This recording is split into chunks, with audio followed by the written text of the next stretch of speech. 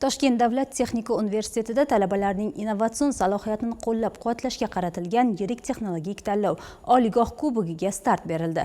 Yosh muhandislarning innovatsion g'oyalari, startap loyihalari hamda ilmiy ishlanmalarni amaliy bosqichga olib chiqishda muhim ahamiyat kasb etishga qaratilgan mazkur jarayondan muxbirimiz xabar beradi.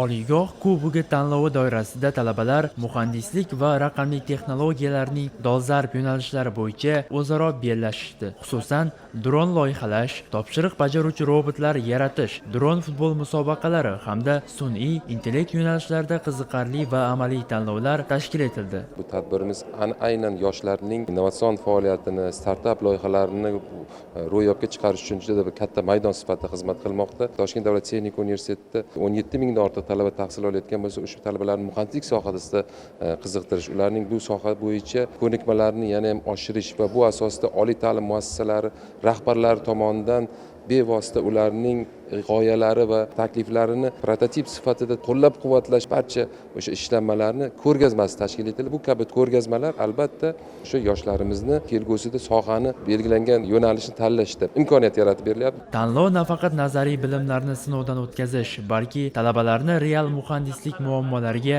yechim topishiga undashi bilan ahamiyatlidir. Ochilish marosimi davomida ishtirokchi jamoalar o'zlari ishlab chiqqan innovatsion loyihalarni soha mutaxassislari, professor o'qituvchilar hamda ekspertlar oldida taqdim etdi. Bu Ekasfalt loyihamiz plastik chiqindilar asosidagi asfalt yo'llar sifatini yaxshilashga qaratilgan startap loyiha hisoblanadi va bu loyiha doirasida bugungi kungacha EcoExpo 2025 xalqaro ekologik startaplar tanlovida 2-o'rin va 300 million so'm pul mukofoti. Qolaversa, innovatsion haftaligida avtomobil yo'llari qo'mitasini raisi bilan kelishuvga erishganmiz. Bundan tashqari, hozirgi kunda bu startapimiz bo'yicha avtomobil yo'llari tadqiqot instituti bilan hamkorlikda xalqaro ISO standartlari asosida bu plastik chiqindilar asosidagi asfalt yo'llar sifatini yaxshilash proyektini turli xil parametrlarni sinab ko'ryapmiz. Taqdimotlar jarayonida loyihalarning texnik imkoniyatlari, amaliy qo'llanishi va kelgusidagi rivojlantirish istiqbollari muhokama qilinib, yosh muhandislarga zarur tavsiya va